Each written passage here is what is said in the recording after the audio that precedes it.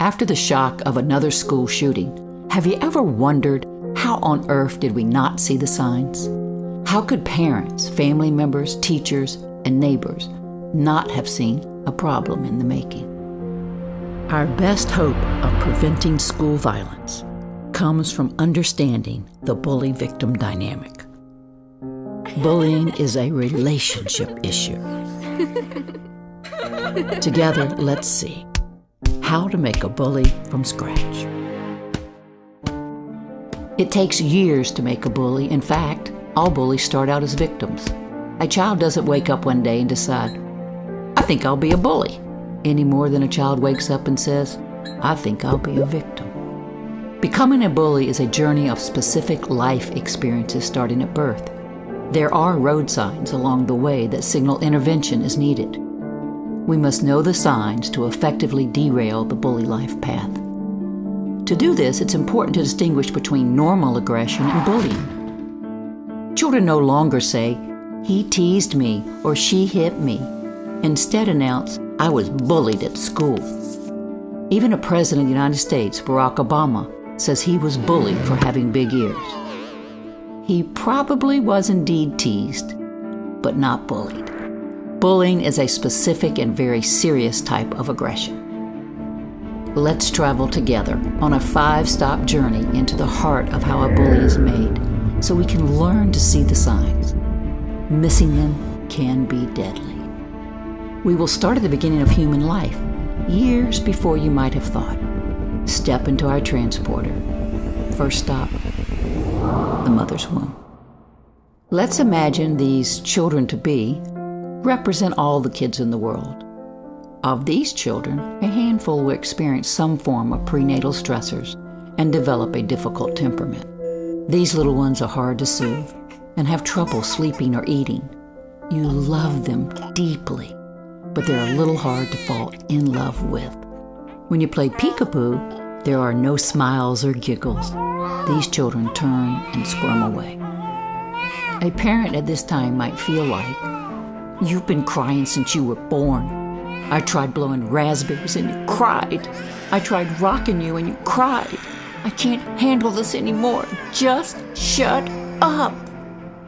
This parent is really saying, I love you, but I'm having a hard time falling in love with you. Help. This is so hard. Some of these children with difficult temperaments will have very out-of-control behaviors. They're defiant toddlers, and later, hard-to-manage 3-year-olds. Feeling powerless, parents resort to chronic, punitive discipline that victimizes their own children. I will count to 3. You better get over here or else. 1, 2. By age 3, we start to see 2 different types of victims emerging. One is aggressive, defiant, and hot-tempered. The other is passive, acquiescent, and anxious. Let's get back into the transporter. Our next stop is preschool and kindergarten. During this time, our children find themselves in more complex social settings like school. They have trouble playing with others from a lack of basic social skills and the ability to regulate their own behavior. Other children often exclude them, finding them boring or being frightened by their aggression and outburst.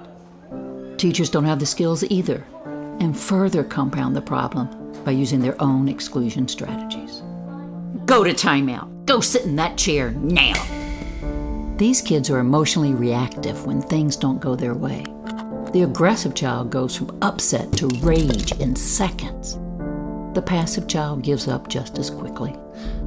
Since they cannot self-regulate, they are unable to learn appropriate social skills. The aggressive child hits, grabs, and takes what he wants. The passive child allows others to hit and grab without saying a word. Their chronically stressed brain creates mental distortions in the way they perceive themselves and others. The aggressive child sees hostile intent in others' everyday actions.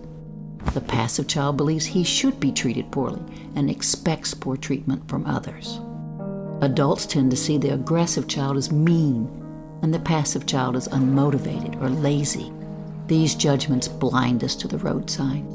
allowing the aggressive child to move one step closer to becoming a bully and the passive child in becoming a victim. All aboard, let's continue on to first and second grade. Things get worse as our children move further into the world of friends. All human beings require a sense of belonging. These children, desperate for connection, are often pushed to the side by classmates, teachers, and schools. They have been excluded from connections with others since birth. This immense social pain actually involves the same pathways in the brain as physical pain in the body.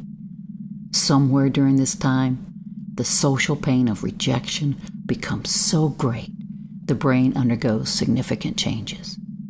For both bullies and victims, the brain compensates for a life of painful disconnection. Buckle in as we continue to see what happens to these children ages 8 through 12.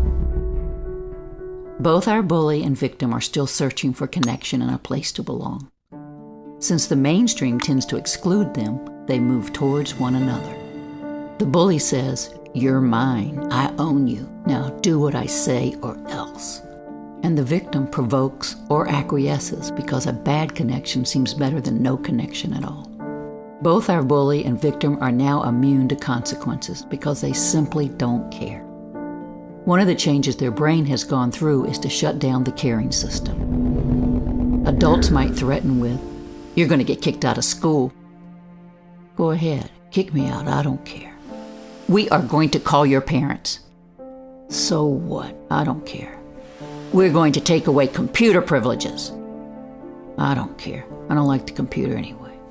"We are going to ground you, spank you, send you to alternative school." "Yeah, so what?" Since the part of the brain responsible for the motivation to care is literally turned off, there is no punishment or discipline that will help. Rewiring this system can only occur through connections with others. When children say, "I don't care," their brain is unconsciously saying, "I don't feel cared for by anyone, anywhere." Our final stop brings us to the teenage years. Continually trying so hard to belong, the bully may join a gang of tough guys or hook up with some mean girls. They perfect their craft through cyberbullying, spreading rumors, physical action, and day-to-day threats. At this point, the bully is now a dangerous teenager whose brain has changed in two very significant ways. The brain has become programmed to biochemically experience pleasure from hurting others. The bully's internal pharmacy provides him with opioids that act like morphine to deaden the pain of his life journey. The teenager is literally addicted to causing others pain. The brain is immune to rejection and ostracism. This teenager no longer feels a need to belong or care. The skill of empathy is offline. Our victim, on the other hand, lacks the internal pharmacy that a bully has to provide him with relief. The teenager is prone to suffering quietly and then exploding. The pain can become so intense that he may kill himself or others, as we have seen play out in school shootings. Bullying a bully with tough measures and excluding him with no-tolerance policies compounds the problem. We are systematically applying the exact treatment that created the bully in the first place, and then expecting it to help. Effective discipline consists of two parts: the slow building of bonds and healthy relationships, and the quick strategies needed in the heat of the moment when conflict occurs. Bully prevention and intervention can only occur in the slow stages of relationship building. Our awareness of the 5 road signs and how a bully is made will save countless lives. Conscious Discipline has effective, researched interventions for every road sign along the way. Join us on a journey to a better world. We can walk this road together. Are you willing?